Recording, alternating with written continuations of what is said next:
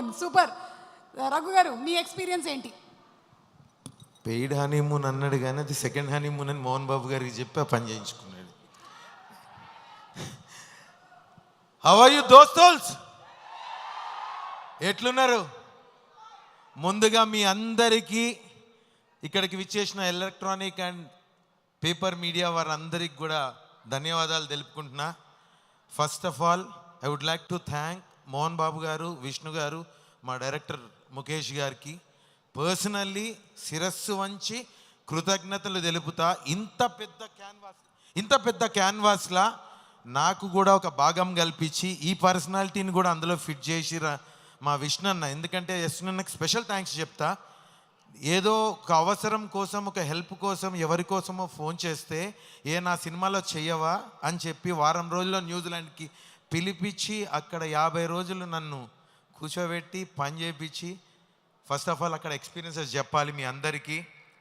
నాకు పర్సనల్గా ఒక 10 కుటుంబాలు అయ్యాయి. ఒక శరత్ అన్న కావచ్చు, ఒక దేవరాజ్ గారు కావచ్చు, ముఖేష్ ఋషి గారు కావచ్చు, అర్పిత్ గారు కావచ్చు, కౌశల్, శివబాలాజీ, వీళ్ళందరూ నాకు ఫ్యామిలీ మెంబర్స్ అయిపోయారు. రగన్న, బ్రహ్మానందం గారు, మేమందరం ఒక ఫ్యామిలీ లెక్క 50 రోజులు దేశం ఇడిచి దూరంగా ఎక్కడో పండగ, దసరా అక్కడే చేసుకున్నాం, దీవాళీ అక్కడనే చేసుకున్నాం.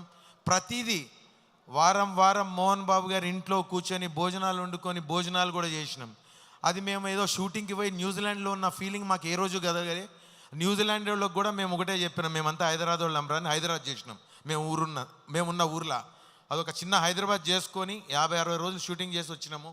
మీ అందరి ఆశీర్వాదం కోసం 27వ తారీఖు మీ ముందుకు వస్తున్న ఈ సినిమాని మీరందరూ చూసి మమ్మల్ని ఆశీర్వదించి మా విష్ణన్నకి పెద్ద విజయాన్ని ఇవ్వాలని మనస్ఫూర్తిగా కోరుకుంటున్నా.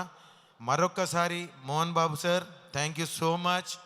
విష్ణన్న, Mukesh garu, personally once again I say thank you so much on this canvas for giving me an opportunity in this big span. Thank you so much, sir. Good luck and God bless to entire cast and crew of Kannappa. Thank you so much. Raghu garu ఎంత బుద్ధిగా మాట్లాడారో ప్రేక్షకులు కూడా అంతే బుద్ధిగా విన్నారు.